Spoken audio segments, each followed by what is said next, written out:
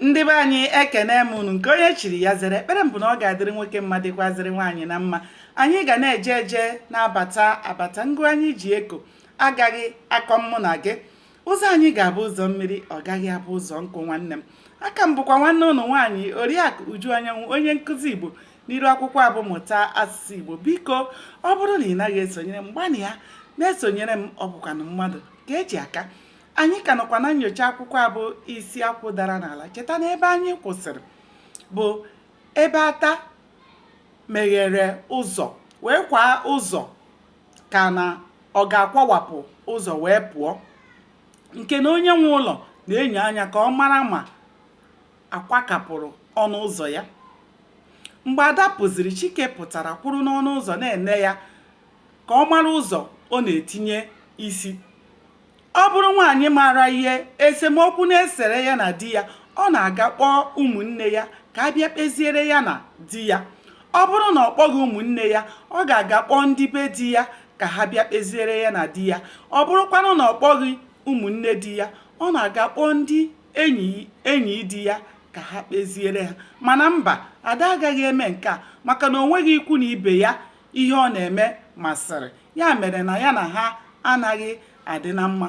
Ada gbara gaba na nke kaptịn onye soja ahụ ya na ya kwụrụ wee pụ n'abalị ole na ole, wee gakọrọ ya na onye nzuzu ahụ, onye iberibe ahụ kpọrọ onwe ya di ya, na-enye ya mkparị na ọ na-eti ya ihe maka iyi na ya bụ onye soja chọtara ya n'ụlọ ya.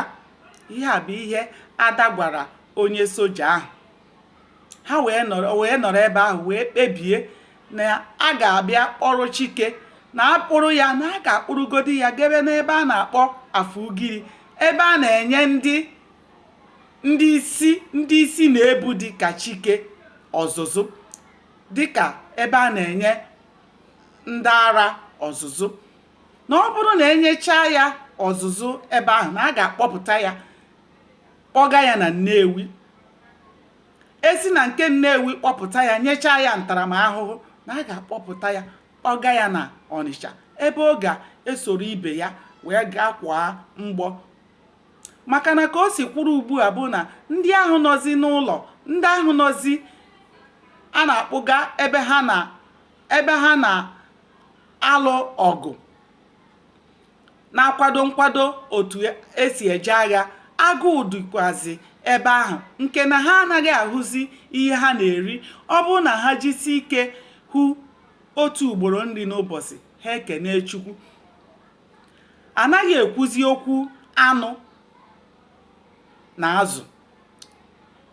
Onwe ndị ịhụrụ na-atagharị ọnụ, ị mara na ọ bụ oke ma ọ bụ ngwere ha chekpọrọ echekpọ ka ha na-ata.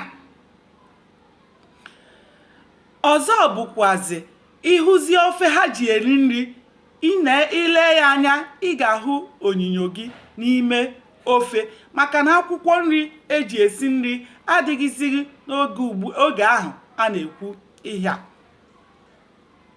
O wee bụrụ ebe Ada kpebiri na ya na enyi ya nwoke ga-akpọga Chike.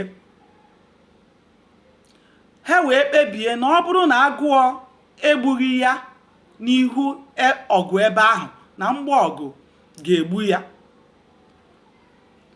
Unu ahụlanụ onye ndị ilo ya sunyere ụlọ ya ọkụ, ma were mma kwụrụ n'iro na-eche ya.